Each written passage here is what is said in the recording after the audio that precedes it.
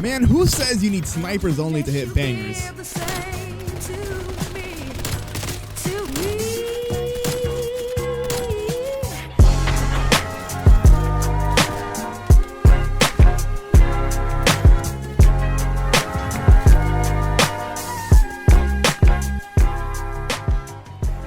How do you just consistently hit clips? I feel like I'm a good sniper, but I just can't seem to hit as many clips consistently. I don't know what it is. Well, say no more, guys. The long-awaited sniping tips and tricks is finally here, and this isn't gonna be the generic, okay guys, remember, when you guys are walking around the map, you guys wanna have good crosshair placement where you think an enemy might appear. No, we're not doing that. These are gonna be things that you probably, even as a really good sniper, either never thought of, never heard of, or just didn't consider. So stick around. If you're a good sniper, you might learn something that you just never thought of before. All right, so first things first, let's talk about your mini-map, man. I know it seems kind of general, but a lot of the ability to hit sniping clips consistently relies on properly using the mini-map. And one thing that just, I can't believe not enough people like actually change this. For whatever reason, when you go into your HUD bounds interface, HUD bounds, people seem to just love putting their HUD bounds to match their monitor. They think, oh, there you go, match the monitor. Like, no, that's not what you want to do. If you do that, your stuff's gonna get pushed all the way to the very edge. You see that in the top left corner? If you want to check your mini map, you're gonna have to, like, bro, like, you're gonna have to do a whole head turn for that. Every pro player in the CDL will tell you, you bring your HUD bounds to the very center. That way, look, if I want to check the mini map and make decisions and see if I can hit a clip, I just move my eyes.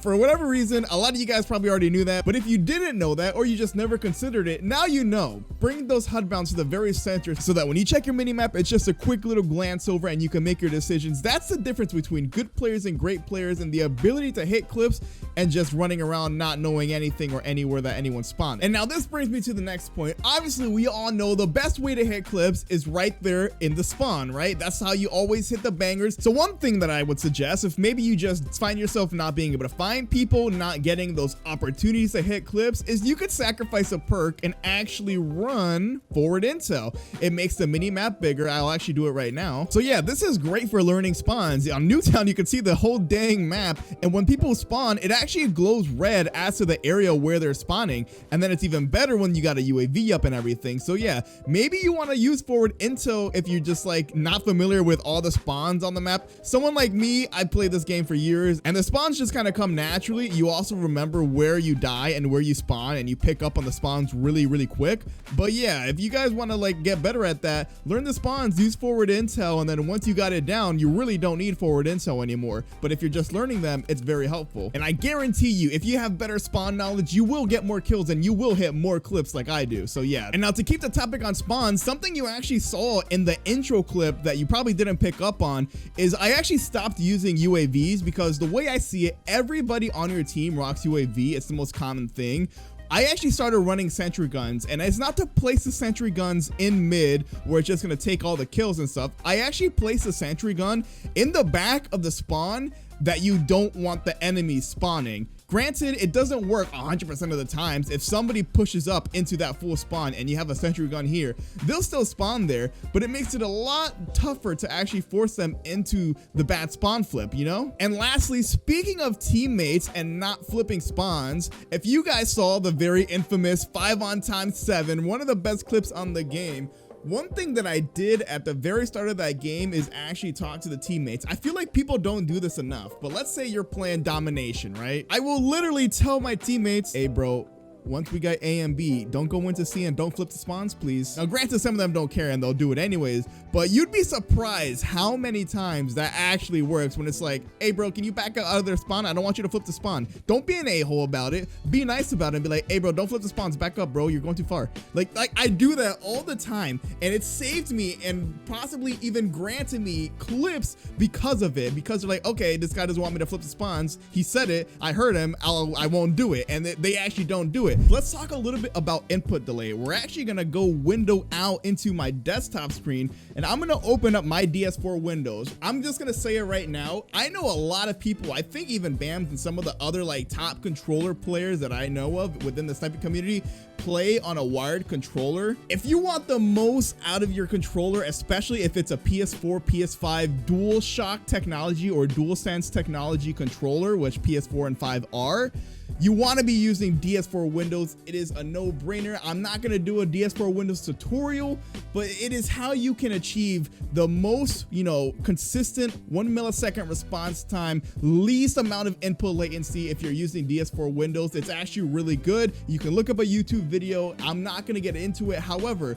one thing you guys might have heard of, if you play with a wired controller overclocking has been like a pretty popular thing recently. When you play wired and you overclock the controller, you're overclocking it to imitate what you would get input latency wise out of using DS4 Windows without overclock. It's essentially overclocking within DS4 Windows. And the reason that works is because your PS4 controllers and PS5 controllers have DualSense technology, and they're designed to work over Bluetooth. That's like the whole purpose. They're designed to get their best performance over Bluetooth. So when you play with it wired, you can have more input latency and all that stuff. And granted, if you're used to it and you got the muscle memory, there's no difference. You're going to be cracked no matter what. But if you want the least amount of input latency without having to overclock your wired controller, this is the program, is DS4 Windows. Most people already use it. If you don't, please watch a tutorial on how to get the least amount of input latency and best DS4 Windows settings for controller players.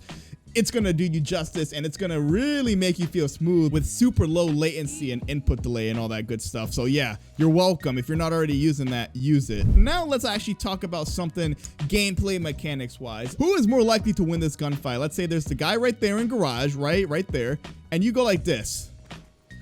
That's how like I see 80% of snipers actually like take these fights. They'll just come sliding around the corner and like, all right, I'm gonna hit a little slide camera. You know what I mean? That's the meta for this game. See, there's a difference between somebody being there and you peeking them like this, or you peeking them like this.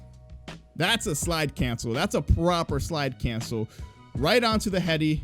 Right onto the heady, and it's so much harder. And then of course when you get advanced, one thing you guys have seen me done a lot, if there's a guy playing this area here, you can throw a little shoulder peek with a slide cancel and then contest. You know what I'm saying? Little things like that you might not even think of. That's like the difference between like an average player and stuff that like pro players do.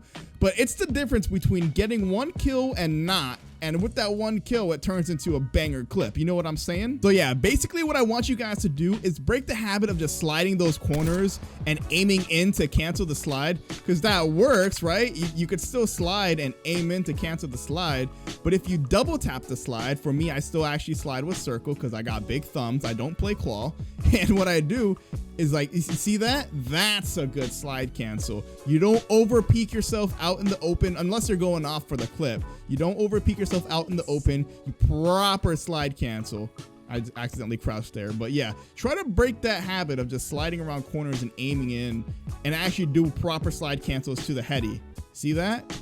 Much better, much less likely to get killed. And it's actually just really easy. You just got to build the muscle memory.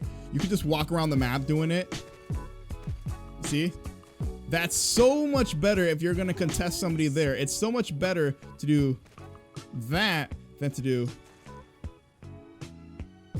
that. You see the difference? Now let's actually get out of this private match and let's go to my classes, because I want to reiterate something that I mentioned in my class setup video that you guys should really be doing. I have multiple different classes for multiple different maps because that's just something that everybody should be doing. If you're playing Miami, Cartel, maybe even Crossroads with the snow, run that Tiger Team Spotlight class because it's easier to spot people. If you're playing a map like Nuketown or Raid or something like that, I run the Laser class because it's more close quarters and you hit the pop shots in the, in the buildings and stuff like that. But one thing I also do at the start of every game is I only use the Speedgrip class because it makes you run really fast and you're the first one to the spawn snipe. That could be the difference between somebody else getting to the Nuketown garage and hitting the quad collat versus you getting there first and hitting the quad collat. Always run the Speedgrip, and even if you want to change it like halfway through your run, you could do that too. But yeah, I always run the Speedgrip to the spawn snipe. I don't know why everybody doesn't do that. I always beat people to the spawn spawn snipe, even if I spawn behind them. Oh, and one last thing, the best way to improve rapidly is watch really good players and look at how they play and what they're doing. So make sure you don't miss my last and previous video, all right? Study it, get me that watch time. But anyways, hope you guys enjoyed the video. It's been Rack, and I'll catch you guys later. Yo, y'all so dog water. Stop aimbotting. And one of y'all level 3,100, y'all cheating. Look at this aimbot. Look at this guy aimbot. That's aimbot. Aimbot. Oh man. Aimbot. Go back to Fortnite. Oh man. Aimbot. You're aimbotting. Aimbotting. Oh man. Oh man. Is that a camera? Oh, here you go.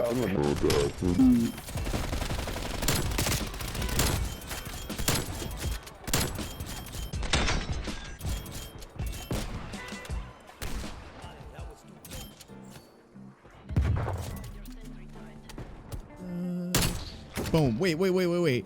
Not the 5 on? What the heck, man? Not cool. Very not epic gamer to not show the 5 on. That's rude. What the heck? That's so rude. That's a 5 streak. What about the 5 on?